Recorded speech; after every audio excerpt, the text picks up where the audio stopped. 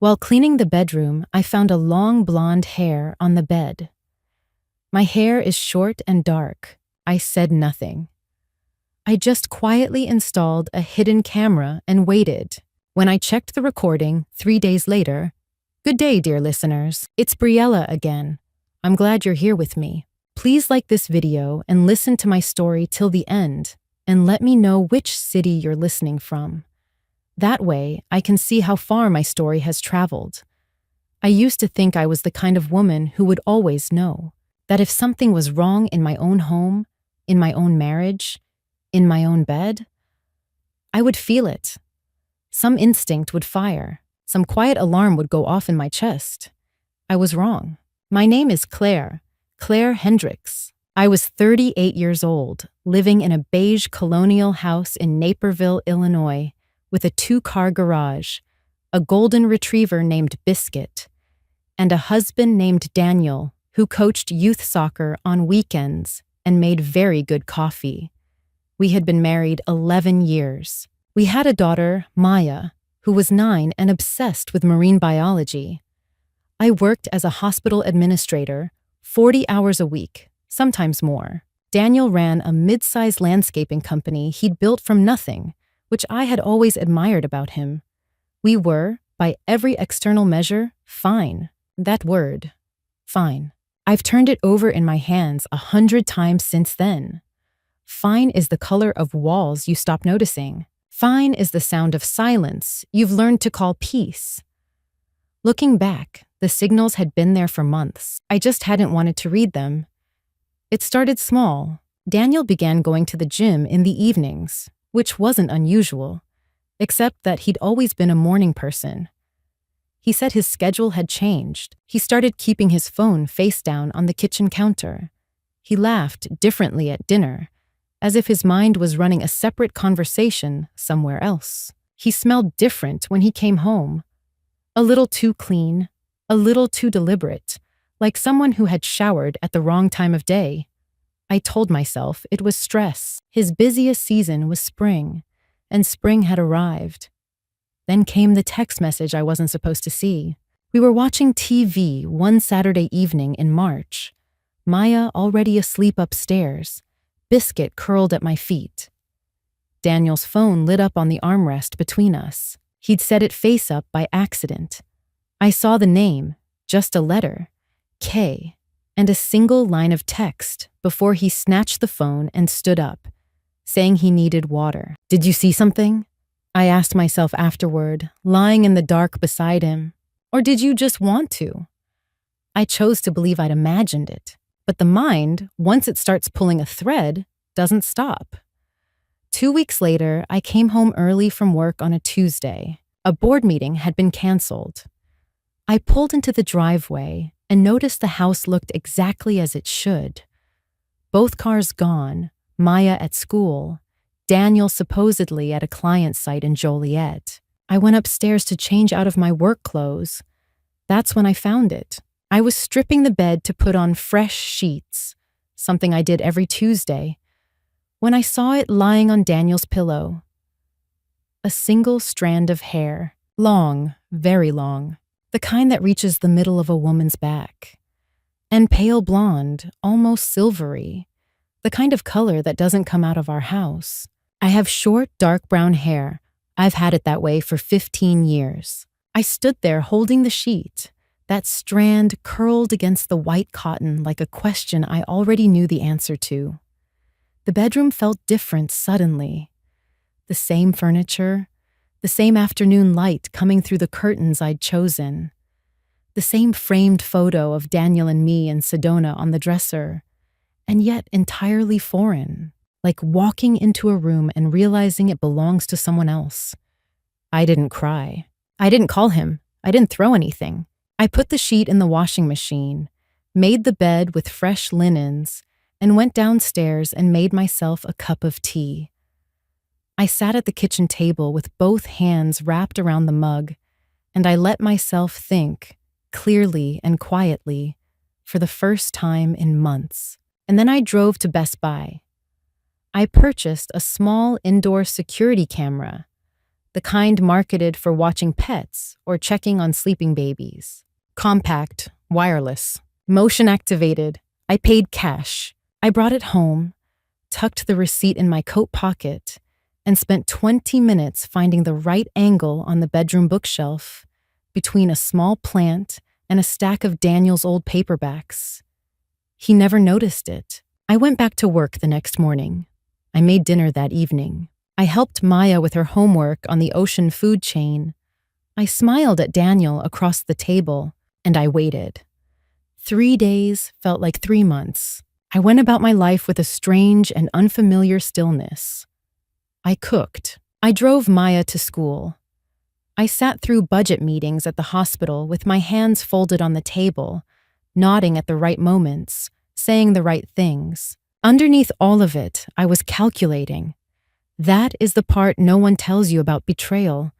Not the screaming or the crying, but the cold arithmetic of it. How you lie in bed next to a person and run numbers in your head. 11 years. 1 daughter, 1 mortgage, 14 years left on it. 2 joint accounts. 1 business he'd built, which I had supported through the lean first years by working overtime and skipping vacations. I had done our taxes every April. I had remembered his mother's birthday. I had made the dentist appointments and the car service appointments, and once, memorably, I had driven 2 hours through a snowstorm to bring him lunch on a job site because he'd texted that the crew was stuck and starving. What had I missed? What had I chosen not to see? The fear arrived on the second night. Not the romantic kind of fear, the heartbreak kind, but the practical, bone-deep fear of a woman who understands what dissolution means. Financially, logistically, for Maya, I was not naive. I had sat across from enough administrators in my career to know that institutions protect themselves, and people do the same. If Daniel had been planning something, if this had been going on long enough that he'd been consulting a lawyer, moving money, setting things up, I could find myself behind before I'd even begun. I got up at 2 in the morning and went to the kitchen and opened my laptop. I started reading family law in Illinois, marital assets, discovery processes, what constitutes evidence, what a spouse is entitled to. I read for 3 hours. By the time gray light was coming through the kitchen window, I had filled 4 pages of a yellow legal pad in my smallest handwriting. I was afraid. But fear, I had learned, from years of managing crisis in a hospital environment, from code blues and staff shortages and board audits. Fear is just information. It tells you what is at stake. It doesn't tell you to stop. By the end of the 3rd day, I had the beginning of a plan. Step 1 was already in motion. The camera. Whatever had been happening in that bedroom, I intended to document it properly. Step 2 was financial. Before I said a single word to Daniel, before I confronted anyone or changed anything, I needed to understand exactly where our money was. I knew the broad strokes. Our joint checking, a savings account, Daniel's business account, Maya's 529. But Daniel handled the business finances. He used an accountant I'd never met in person, a man named Phil, whom I knew only as a number in Daniel's phone. I needed to know if there were accounts I didn't know about, assets I hadn't been told about. I wrote down every institution, every login I had access to, every statement that still came in paper form. Step 3 was legal counsel. I needed to speak to a family law attorney, alone, in confidence before anything moved. Not to file anything yet, just to understand where I stood. Step 4 was the hardest. Hold my face. Daniel could not know. Not yet. Not until I held something solid in my hands. Something he couldn't explain away or minimize or turn into a conversation about my insecurity. I had seen it happen to other women. The confrontation that happens too early, before the evidence is gathered, and then becomes a referendum on the wife's mental state. You're paranoid. You're imagining things. You need help. I would not give him that opening, so I held my face. That Thursday evening, I made pasta, opened a bottle of wine, and asked Daniel about his day. He told me about a commercial property bid in Aurora. He topped off my glass. He put his hand on the small of my back when he passed me in the kitchen. I smiled. I asked follow-up questions. I was so convincing that I almost convinced myself. That night, after he fell asleep, I checked the camera app on my phone, which I had downloaded under a different email, through the guest network on our router so it wouldn't appear on the shared account. The footage had uploaded to the cloud. I hadn't watched it yet. I pressed play. The footage was dark and slightly grainy, but clear enough. Timestamp: Tuesday, 11:47 a.m. A woman I had never seen before walked into my bedroom. Blonde, long hair, early 30s. She knew where the bathroom was without looking for it. She sat on my side of the bed and took off her shoes. I watched 22 minutes of footage. Then I closed the app, put the phone face down on the nightstand, and stared at the ceiling. I had my answer. Now I needed to decide what to do with it. The attorney's name was Susan Park. I found her through a colleague at the hospital, a woman in finance who'd gone through a divorce 2 years earlier and had navigated it, as she told me quietly in the break room, without losing her shirt. That was the recommendation I needed. I called Susan's office from my car in the hospital parking garage on a Wednesday morning before my shift started. I got an appointment for Friday afternoon. I told Daniel I had a late meeting. Susan Park's office was on the 14th floor of a glass building in downtown Chicago. Clean-lined, uncluttered. The kind of space that communicated competence without warmth. She was in her mid-50s, with precise posture and reading glasses on a chain, and she listened to me for 20 minutes without interrupting. I had brought the legal pad, the account numbers I'd compiled, and on my phone, the cloud-saved footage. She watched the relevant portion of the video. Her expression didn't change. "How long have you been married?" she asked. 11 years. Joint property? House, cars, joint accounts. He has a business. I have my salary. She nodded slowly. Illinois is an equitable distribution state. That doesn't mean 50-50 automatically, but it means the court looks at contributions to the marriage. 11 years, a child, income history. You're in a reasonable position. She set down her pen. The most important thing right now is documentation and financial disclosure.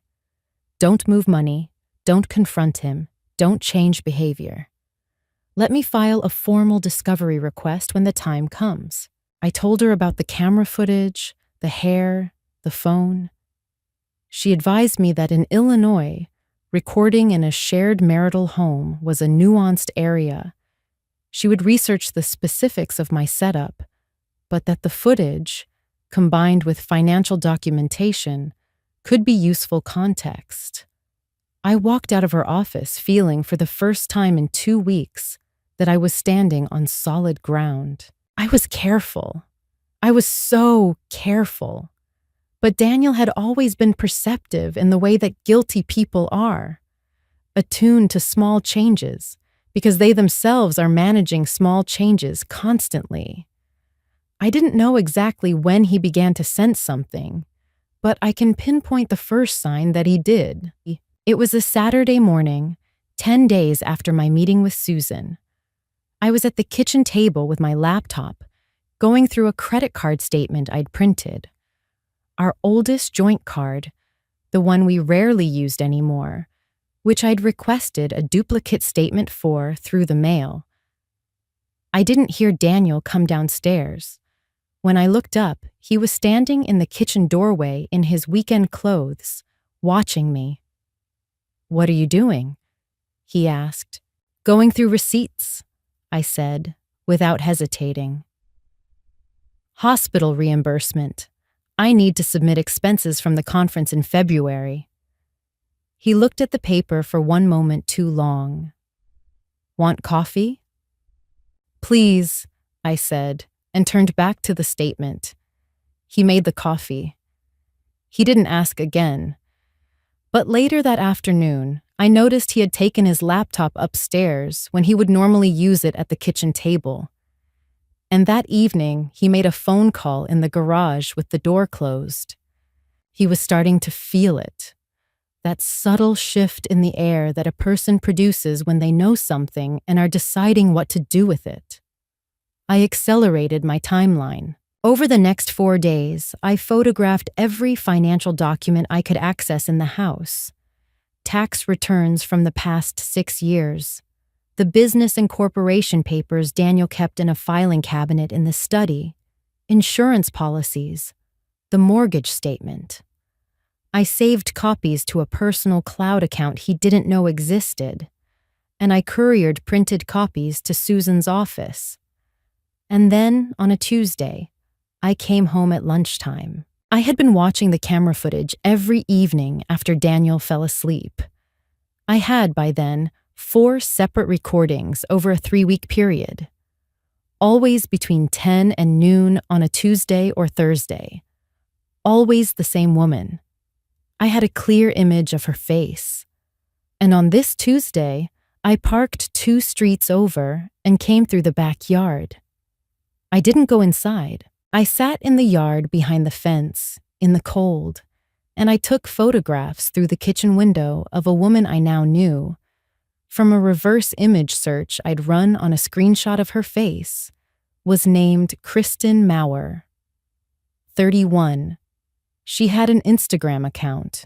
She posted pictures of hikes and brunches and her small apartment in Wicker Park.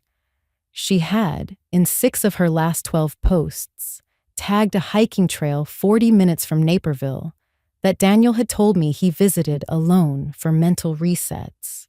I had screenshots of all of it. I sent everything to Susan that evening. Her reply came the next morning. 7 words. We have what we need. Call me today. I sat in my parked car in the hospital garage, phone in hand, and felt something settle in my chest that I can only describe as clarity. Not peace, not anger. Just the clean, functional feeling of knowing exactly where you are and what comes next. There was no going back now. Susan filed the divorce petition on a Thursday morning in April. I was at work when it happened, deliberately, reviewing a staffing report, coffee going cold on my desk, as if the most significant legal action of my life was occurring on a separate continent. Susan had advised me to maintain complete routine. Daniel would be formally served at his business address, which I had provided. The process server would find him at the office, not at home, not in front of Maya. I had thought of everything I could think of. He was served at 10:15 a.m. I know this because Susan texted me the confirmation. I read it once, put my phone in my desk drawer, and went back to the staffing report. By noon, my phone was ringing. I let it go to voicemail. By 12:30, Daniel was in the hospital parking lot. I know because the front desk called to say my husband was there asking for me. I asked them to tell him I was in a meeting. I was not in a meeting. I was sitting in the small conference room off the main corridor, hands flat on the table, breathing. By 2 o'clock, he had sent 11 text messages. They began as confusion. Claire, what is this? Call me. And escalated through the afternoon into something colder. I know you've been going through my files. I know about the lawyer. You should have talked to me first. This is a mistake.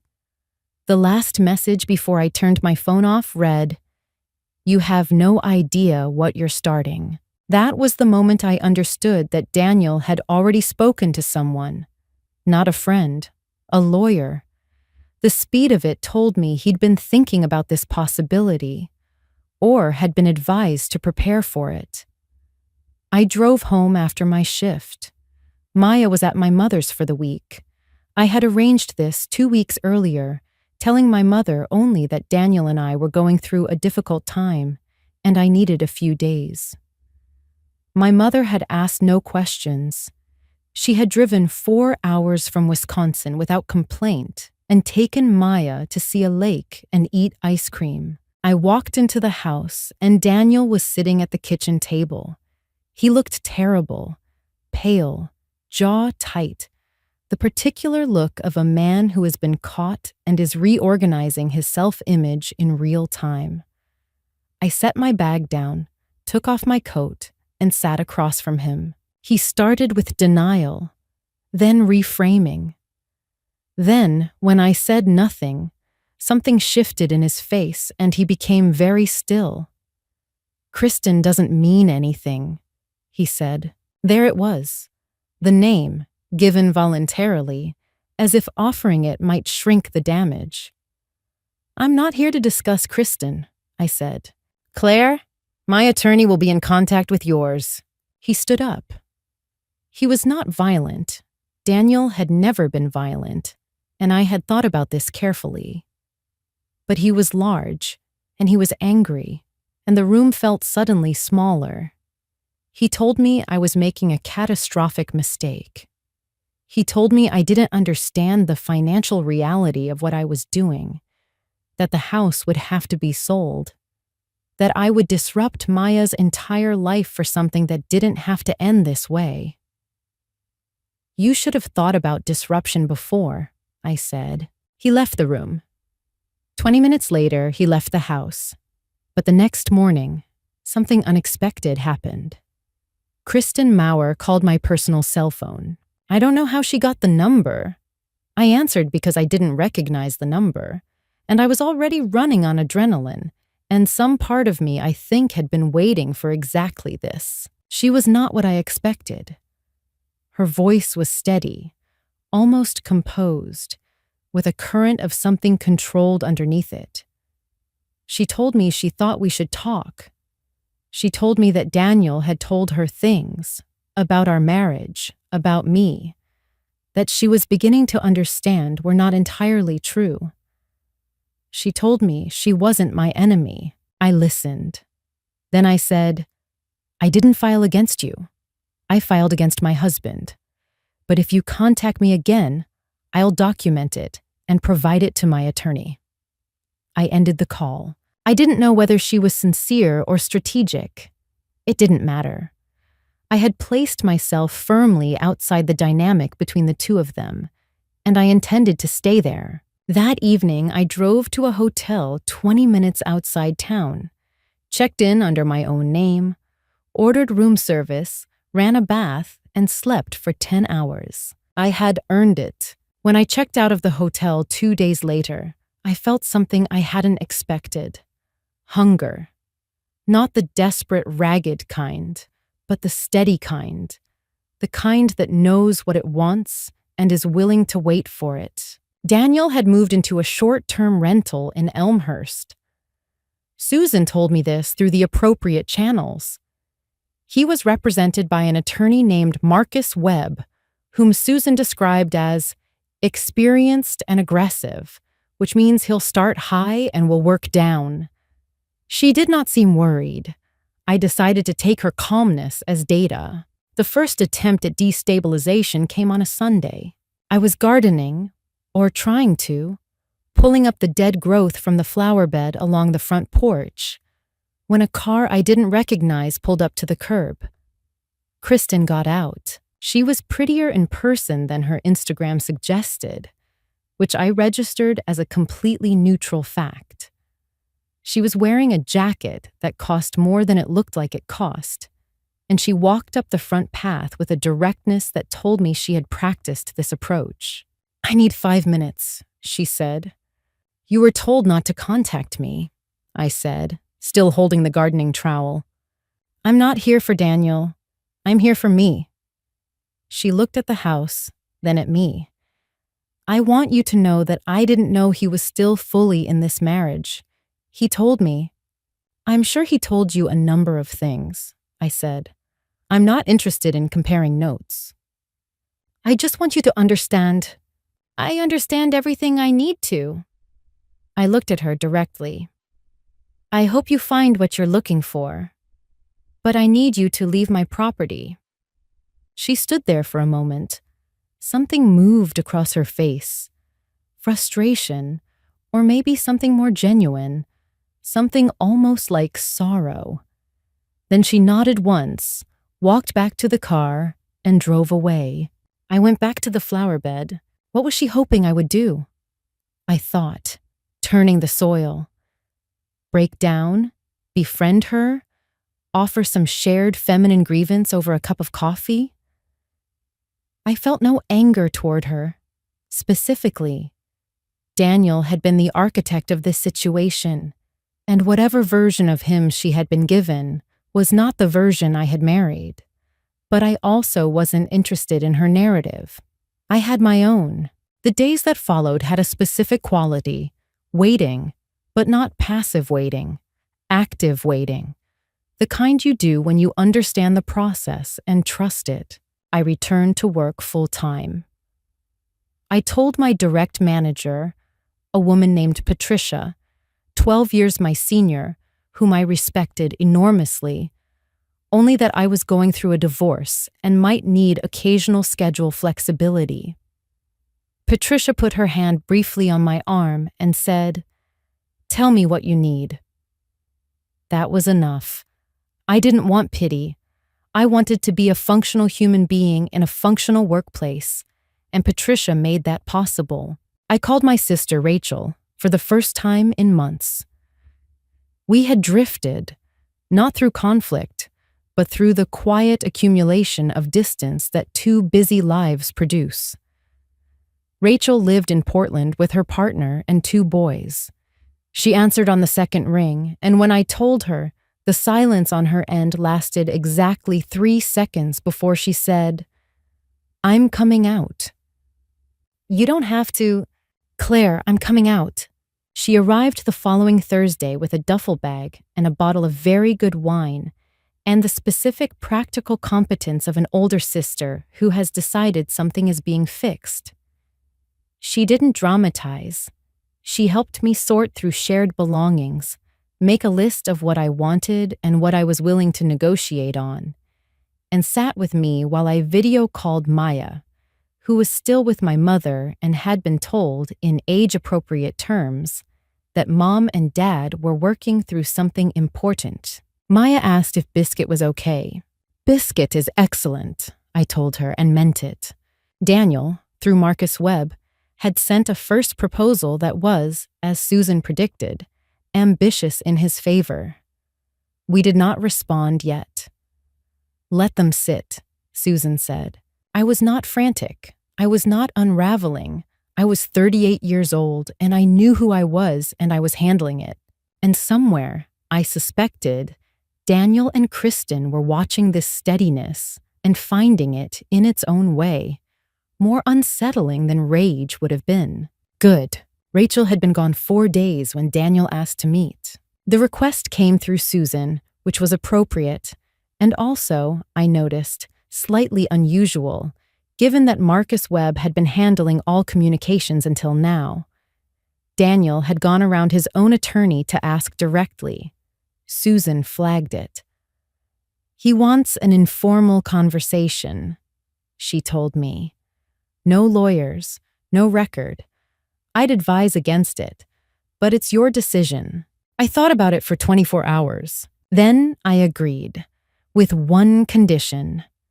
We would meet in a public place during the day, and I would have my phone recording audio, which was entirely legal in Illinois as a single-party consent state. I chose a coffee shop in downtown Naperville, one I'd never been to with Daniel.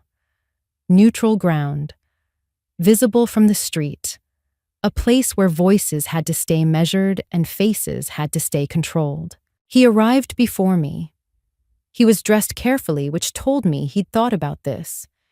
He looked like the man I had married. The same broad shoulders, the same slightly too long hair, the same hands I had held for 11 years. And I let myself feel that briefly, as something real, before I sat down. I owed myself that honesty. Grief and anger can coexist. I had room for both. "Thank you for coming," he said. "Say what you want to say," I said. He started reasonably. He talked about Maya. He said he was worried about the impact of a protracted legal process on a 9-year-old girl who was sensitive and loved both her parents. He said that he had made a terrible mistake, that he understood that, and that destroying everything over one mistake seemed, the word he chose, disproportionate. I noticed the framing. One mistake. The camera had shown me 4 separate visits over 3 weeks. The Instagram posts went back 8 months. I said nothing. I let him talk. Then the reasonableness began to shift. He mentioned, carefully, that the business had complexities that a formal discovery process would expose to unnecessary scrutiny. He mentioned that he'd spoken to Phil, the accountant, and that there were things in the business structure that were complicated. He said this in a way that was meant to sound like a warning delivered with regret. "Are you telling me something illegal is in the business structure?" I asked. "I'm telling you it's complicated," he said, "and that opening it up could create problems for both of us." There it was, the soft edge of a threat wrapped in the language of shared concern. "Both of us," I repeated. "You're still a co-owner on paper," he said. "If the business gets scrutinized—" "Daniel," I set my coffee cup down. "If there's something in the business that doesn't hold up to scrutiny, that is your problem, not mine. My attorney is aware of all relevant documentation." His jaw tightened. "You've been copying files." "I've been protecting myself." "Claire." He leaned forward. The careful tone was fraying at every edge now, the rehearsed calm giving way to something raw underneath. I watched it happen the way you watch weather change, not with fear, but with the specific attention of someone who has been studying the sky long enough to read it. "I'm trying to give you an out here, a clean agreement, fair split. We handle it ourselves, and Maya never sits in a courthouse." "My daughter is not a negotiating point," I said. There was a silence. Something passed through his face, the reasonableness finally giving way. And what came beneath it was the look of a man who was used to resolving problems through charm and had just run out of it. He had spent 11 years learning which register of his voice moved me. He was running through all of them in real time and finding none of them worked anymore. "You're making this harder than it needs to be," he said quietly. "No," I said. "You made it hard 11 months ago." I picked up my bag. "Susan will hear from Marcus." I walked to my car and sat in it for several minutes, hands in my lap. My heart was going fast. Not from fear, exactly. I want to be accurate here. But from the specific physiological response of having been threatened and having held your ground anyway. The adrenaline of it. The strange, exhausting aliveness of it. What if he was right about the business? What if there was something there that could be used to pressure me or drag me into something I hadn't known about? The thought moved through me like cold water. What if you didn't know everything? What if you only thought you did? I called Susan from the parking lot. She listened. Then she was quiet for a moment and she said, "He's bluffing. A co-owner who was uninvolved in day-to-day operations and had no knowledge of any irregularities has very strong protections. He's trying to scare you." A pause. Was there anything specific he said? A number? A name? Only Phil the accountant. "I'll subpoena the business records in full," Susan said. "If there's something there, we find it ourselves, on our terms." I sat in the parking lot for another few minutes after we hung up. I was frightened. I will not pretend otherwise. There is a particular loneliness in the moment when you realize that someone you shared a bed with for 11 years is willing to use your legal exposure as a lever. It made the hair on the back of my neck stand up. It made the coffee shop, the careful clothes, the measured voice, all of it, suddenly feel like the surface of something I should have seen sooner. But it also made something else happen, which I can only describe as the door closing behind me. Any last residual tenderness, any ghost of the question, "Are you sure about this?" disappeared completely and without ceremony. The fear became fuel. It always does, if you let it. I drove home. I made dinner. I called Maya and told her I loved her and that I would see her soon. I was sure. The business records arrived in Susan's office 3 weeks later, following a formal court-ordered discovery request that Marcus Webb had attempted twice to delay or narrow. The delays told us something. The attempts to narrow the scope told us more. Phil, the accountant, whose full name was Philip Graves, as it turned out, appeared, on paper, as a business consultant retained by Daniel's company for strategic financial advisory services. He had been paid, over the past 4 years, a total of $214,000 in fees that were logged as operating expenses.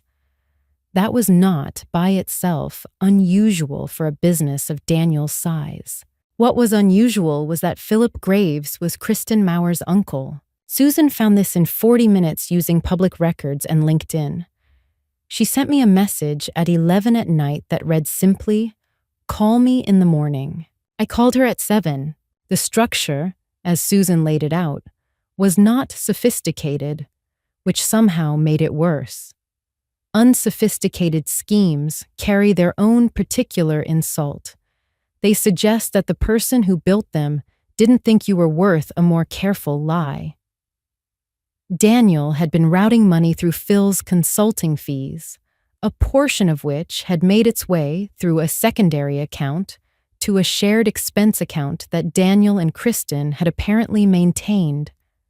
It wasn't a massive amount, not a movie amount, but it was money that had come out of our marital estate over 4 years, used to finance a relationship I hadn't known about.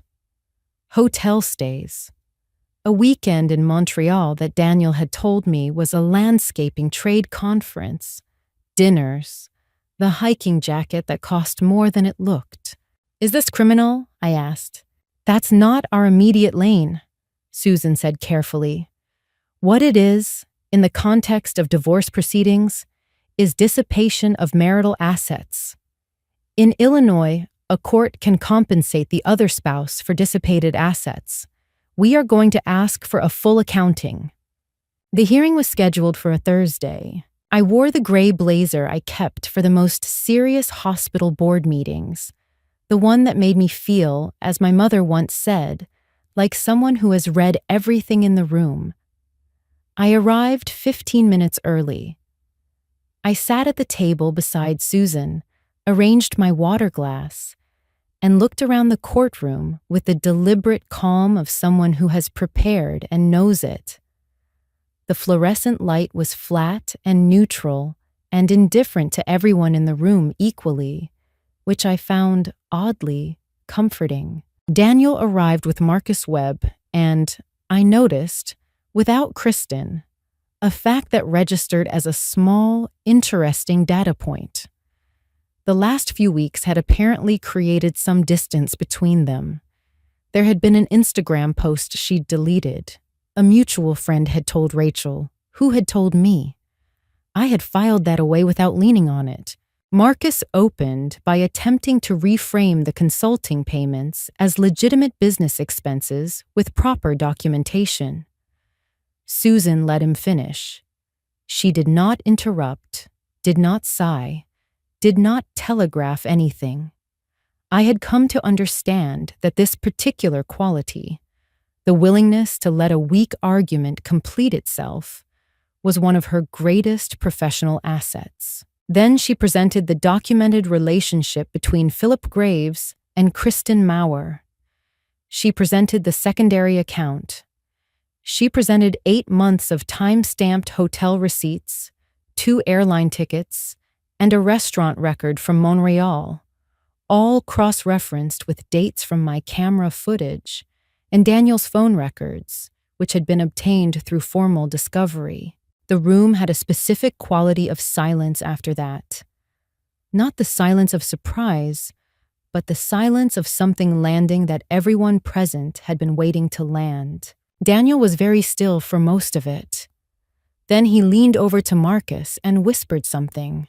Marcus requested a recess. The judge, a woman in her 60s with reading glasses and the expression of someone who had seen this particular architecture of deception before, granted 15 minutes. During the recess, I sat at the table and drank water. Susan reviewed notes. I looked once at Daniel across the room, standing near the door with Marcus, head bent low, talking in clipped tones. He looked like a man who had arrived at a card game with a hand he thought was unbeatable and was looking at the table realizing he had been wrong. I watched him for exactly as long as I needed to confirm that he was shaken, and then I looked away. I didn't need to watch anymore. Did it feel good? Someone asked me later. My sister, actually. I thought about it honestly. It didn't feel like triumph. It felt like accuracy, like a long, painful calculation had finally come out to a correct number. The satisfaction was real, but it was quiet. It was the satisfaction of having done the work. When the session resumed, Marcus attempted a revised position, that the financial arrangements had been informal, that no deliberate concealment had been intended, that the figures were being blown out of proportion. The judge looked at him for a moment, then she looked at the documents. She read something on the page in front of her with the careful attention of a person who has not yet decided and is making sure. Then she set it down. Then she asked Daniel directly whether he disputed the relationship between Philip Graves and Kristen Maurer. There was a pause that lasted longer than any pause in that room should have. No, Daniel said. It was one syllable. But it was the syllable the entire 11 months had been building toward. The syllable that turned a private humiliation into a public record. The syllable that meant it was over. The final settlement took 6 more weeks. That may sound anticlimactic. 6 weeks of paperwork after the pivot of a courtroom admission. But the law moves in its own rhythm, and I had learned to respect that rhythm rather than fight it. Susan moved efficiently.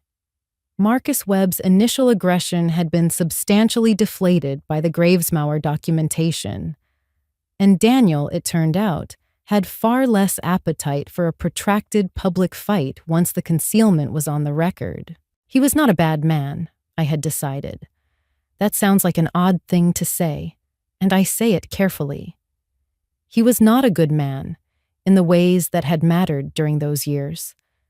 But bad men usually want the destruction. Daniel wanted the exit. He had wanted an easier life, and had tried to build one secretly alongside the one we shared.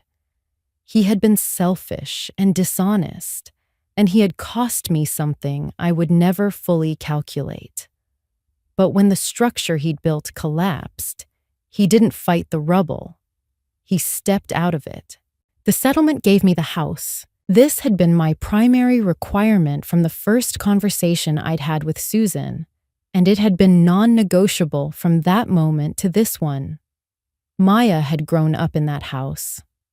Her heights were marked in pencil on the doorframe between the kitchen and the mudroom, a small archive of years, the kind you cannot pack into a moving box.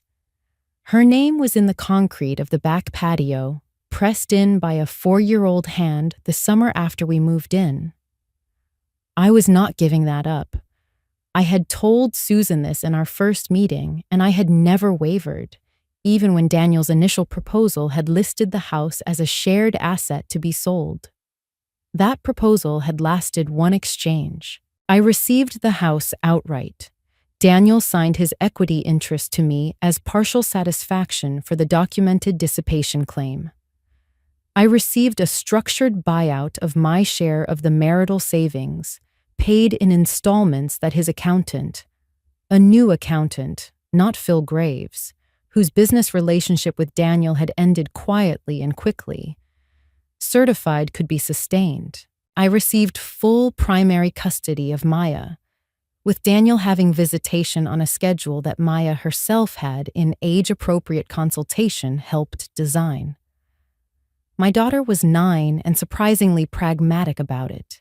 She wanted to stay in her school, she wanted biscuit, she wanted both parents at her birthday. All of these things were possible. I had made sure they were possible before I agreed to anything else. The dissipation finding, the court's formal acknowledgement that marital assets had been used to fund an extramarital relationship, resulted in an additional compensatory award. It was not an enormous sum, but it was real and documented, and it meant that what Daniel had done was not simply private moral failure. It was on the record. It had a number attached to it. That mattered in a way I find difficult to articulate, except to say that being believed by a system, in a document, in ink, is its own form of resolution that no private acknowledgement quite replaces. Philip Graves, the accountant, Kristen's uncle, lost the consulting contract, obviously. More significantly, the financial irregularities flagged during discovery were referred to the Illinois Department of Revenue. That was not something I had requested specifically. It was a consequence of the records being opened. I neither celebrated nor mourned it. It was simply what the audit trail led to, the natural downstream consequence of a system doing its job. As for Kristen, she had sent one final message through an intermediary, suggesting she wanted to explain herself.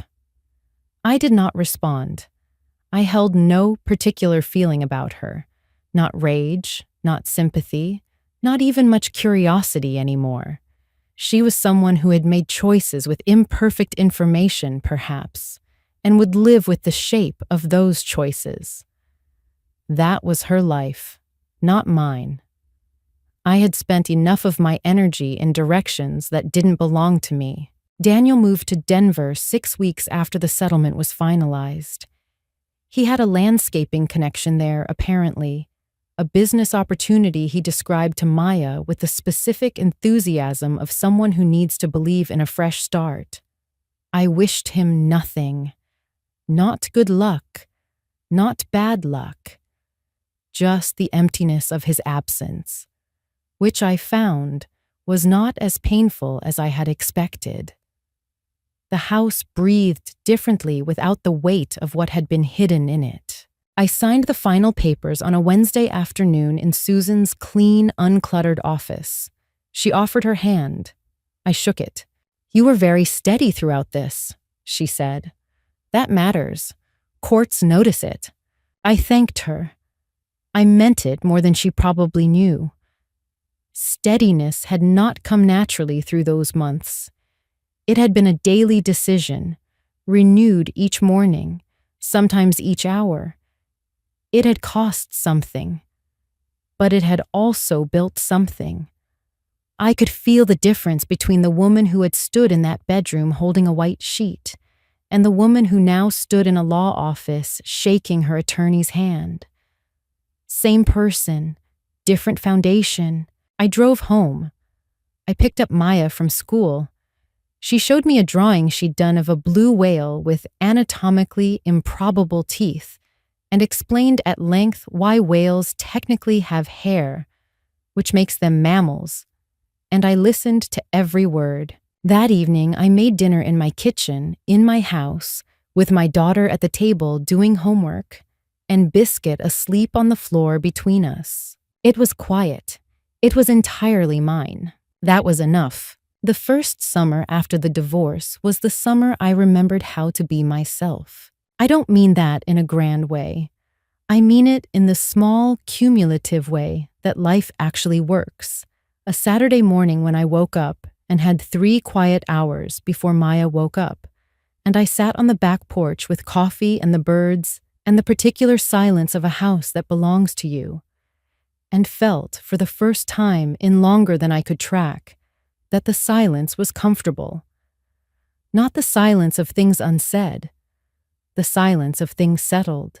I planted a garden, a real one, not the neglected flower bed along the porch, but a raised bed vegetable garden along the back fence, 3 beds wide, with tomatoes and basil, and a hill of zucchini that promptly tried to take over the world. Maya named the largest zucchini Gerald. We ate Gerald in a frittata in late July, and she delivered a small eulogy. I got a promotion. This had been in discussion before the divorce, but the timing aligned itself, as timing sometimes does, with the moment when the noise in my personal life had finally quieted enough for me to bring my full attention back to my work. Patricia put my name forward for Vice President of Operations, a role that had been vacant for 6 months while administration debated restructuring. I interviewed in May. I started the new role in September. The salary increase was meaningful in ways I don't need to enumerate, except to say that the house, which I might once have worried about maintaining alone, no longer felt like a precarious proposition. I started running again. I had run in my 20s and early 30s and had stopped somewhere in the middle years of marriage, when time had a way of filling itself without my supervision. I started slowly, 2 miles, then 3, then 5, and ran the Naperville Half Marathon in October with Rachel, who had trained in Portland and complained loudly for the last 3 miles, and crossed the finish line 8 seconds ahead of me, which she reminded me of for the rest of the trip. Maya joined the swim team. She was not fast, but she was determined, and she approached each meet with the same systematic optimism she applied to everything. She spent the winter building a marine biology project on deep-sea bioluminescence that won 3rd place at the regional science fair, and earned her an invitation to a summer program at the Shed Aquarium. I watched her accept the certificate and felt something I'm not sure there's a word for, something beyond pride, something in the register of witnessing. Daniel called on Maya's 10th birthday. He had moved to Denver as planned, and the Denver venture had not gone smoothly. I learned this not from him, but from a mutual acquaintance who mentioned it without drama. The landscaping contact had fallen through. He was doing contract work. He sounded, on the phone, smaller than he once had, and older. He was appropriate and brief with Maya. She was, as I said, pragmatic. She told him about the science fair. He said he was proud of her. Kristen Maurer had returned to Chicago from what her social media, which I no longer monitored, but which Rachel monitored with the dedicated attention of a woman who considers it a civic duty, suggested had been a period of significant personal upheaval. She and Daniel had apparently separated before he left for Denver. The Instagram account that had once documented hikes and brunches had gone quiet for several months before returning with a notably different tone. Less curated, fewer locations, more of the kind of reflective posting that suggests someone reorganizing their sense of self. I found I had no feeling about this, not satisfaction, not sympathy. She was a stranger to me. Philip Graves, the accountant, had been audited. The Illinois Department of Revenue had found discrepancies that extended well beyond Daniel's business. He had apparently been creative with other clients' finances as well. His license was under review. This I did not follow actively. Susan sent me a brief note when the proceedings became public, as a professional courtesy. I read it once. What I thought about in the quiet evenings on my back porch was not any of them. I thought about the woman I had been before I found that hair. The woman who had told herself that fine was enough, that silence was peace, that she could maintain a life on the energy of not asking. I felt tenderness toward her. She had been doing her best with the information she'd allowed herself to have. I made different choices now. I said what I thought more often. I asked the questions I actually wanted answers to. I made plans for myself, not around another person's schedule or approval, but originating from my own sense of what I wanted. It sounds simple. It is not. I planned a trip to Costa Rica with Maya for the following spring. She wanted to see sea turtles. I booked it in October, a full 6 months out, with the specific pleasure of someone who is learning to move toward things rather than just around them. One evening in November, I was walking Biscuit through the neighborhood after dinner, Maya's bike light bobbing ahead of me on the path through the park. The sky had that particular Illinois October into November quality, steel blue and enormous, the last of the leaves still holding, and I thought, I didn't think it would feel like this. Not perfect, not healed exactly in the way that word suggests no scar, but solid, built on actual things. Mine. Biscuit stopped to investigate something in the grass with total commitment. Maya looped back to wait for him. I stood there in the cold, in the fading light, in my life. It was more than fine. Finding that hair changed everything. But what truly changed my life wasn't the betrayal. It was the moment I decided to trust myself enough to act. I learned that evidence matters more than emotion. That steadiness is its own kind of power. That the most dangerous thing you can do to someone who expects you to collapse is simply not to. A life rebuilt on truth will always hold more weight than one built on comfortable silence. If you found that hair on your pillow, what would you have done? Tell me in the comments. Share this with someone who needs it. Thank you for listening. You're stronger than you know.